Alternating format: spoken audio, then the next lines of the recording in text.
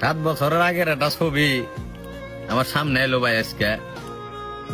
তা আমি দেখলাম এটার কমেন্ট বক্সে বহুত মানুষ কমেন্ট করছিল কলিজা, ভালোবাসা, প্রিয় ভাই, প্রিয় বন্ধু। কিন্তু ভাই বিশ্বাস করেন, আজকে এই যে দীর্ঘদিনের একটা পথ, ওই কমেন্ট গুলা দেখলে মানে একা একাই হাসছিলাম আমি। যে মানুষটা আমার এতটুক ভালোবাসা কলিজা কইলো, এতটুক ভালোবাসা আমার ভালোবাসার ভাই কইলো, অনেকটা ভালোবাসে দেখাই তো প্রিয় মানুষ কইলো, ওই মানুষগুলো আজকে এই যে দীর্ঘদিনের যে একটা গ্যাপ, ওরা কইতেও পারবো না যে আমি বাইসে আছি নাকি মরে গেছি।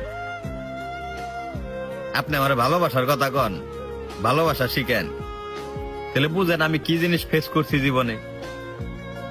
সময়ের ব্যবধানে আমার জীবন থেকে ভাই বহুত মানুষ হারাই গেছে, কিন্তু আমি চুপ করে খালি দেখছি, সহ্য করছি। কেরা কি করে ওটা চাই চাই দেখছি, কেরা কতটুকু আমার তেল মারে, কেরা কতটুকু ভালোবাসে, ওই জিনিসগুলো আমি দেখছি চাই চাই। কিন্তু তাকে আমি কোনো সময় বুঝতে দেই নাই যে জিনিসগুলো আমি বুঝি।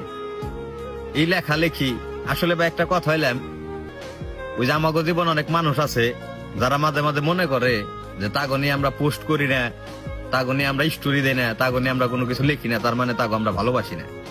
আসলে ভাই না, আমার জীবনে তো এরকম ভালোবাসার মানুষ আছে যাগুলোকে আমার একটা ছবিও নাই।